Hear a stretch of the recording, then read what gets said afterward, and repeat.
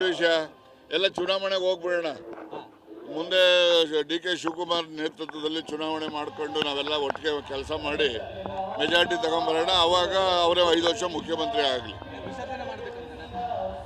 ಚುನಾವಣೆಗೆ ಹೋಗೋಣ ಅಂದ್ರೆ ಏನಂತ ಅರ್ಥ ಅದು? ಯಾಕಾಗ್ತದೆ? ಯಾಕೆ ಮಾಡಬೇಕು? ಅಲ್ಲಲ್ಲ, ಅವರು ನೋಡಿ, ಯಾವಾಗಲೂ ಸಿದ್ದರಾಮಯ್ಯನವ್ರನ್ನ ಎಲೆಕ್ಟ್ ಮಾಡೋದು ಯಾರು? CLP ಅಲ್ವೇನ್ರಿ? CLP ನಲ್ಲಿ ತೀರ್ಮಾನ ಆಗಬೇಕು. ಯಾರು CLP ನಲ್ಲಿ ಸಿದ್ದರಾಮಯ್ಯನವರು ರಾಜೀನಾಮೆ ಕೊಡ್ಲಿಂತ ಯಾರನ್ನು ಕೇಳಿದಾರ? ಯಾರು ಕೇಳಿದ್ರೆ ಹೇಳಿ. ಅದರಿಂದ ಸುಮ್ಮನೆ ಇವೆಲ್ಲ ಏನೋ ನಮಗೆ 30 ತಿಂಗಳು ಆಗಿತ್ತು ಅಂತ ಹೇಳ್ಕೊತಾರೆ. ಎಲ್ಲಿದೆ? ಯಾರು ಹೇಳೋರು? ಯಾರು?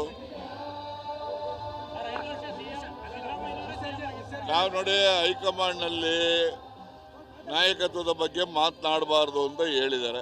ನಾನು ಅದಕ್ಕೋಸ್ಕರ ಅದ್ರ ಬಗ್ಗೆ ಮಾತನಾಡೋದಿಲ್ಲ. ನಮ್ಮ ವೈಯಕ್ತಿಕ ಆಶಯ ಸಿದ್ದರಾಮಯ್ಯನವರು 5 ವರ್ಷ ಮುಖ್ಯಮಂತ್ರಿ ಇರಬೇಕು ಅಂತಕ್ಕಂಥದ್ದು. Even that is also subject to the high command decision. 1 or 2 days, wait for 2 days. ಅವರ AICCಯಿಂದನೇ ಕ್ಲಾರಿಫೈ ಮಾಡ್ತಾರೆ. ಅಲ್ಲಲ್ಲ, ಆ ಥರ ಇದ್ದರೆ ನೋಡಿ, ಹಿಂದೆ ಚುನಾವಣೆಯಲ್ಲಿ ಗೆದ್ದದ್ದು ಹೆಂಗಪ್ಪ? ಸಿದ್ದರಾಮಯ್ಯನವ್ರ ನೇತೃತ್ವದಲ್ಲಿ ತಾನೇ ಗೆದ್ದಿದ್ದು. ಇವರು ಅಧ್ಯಕ್ಷ ಇರಬಹುದು.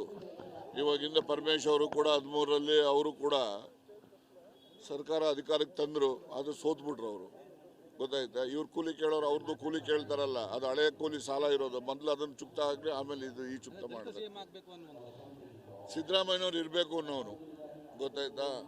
ಅನಿವಾರ್ಯತೆ ಬಂದರೆ ದಲಿತ CM ಪರಮೇಶ್ವರ್ ಆಗಲಿ ಅನ್ನೋನು.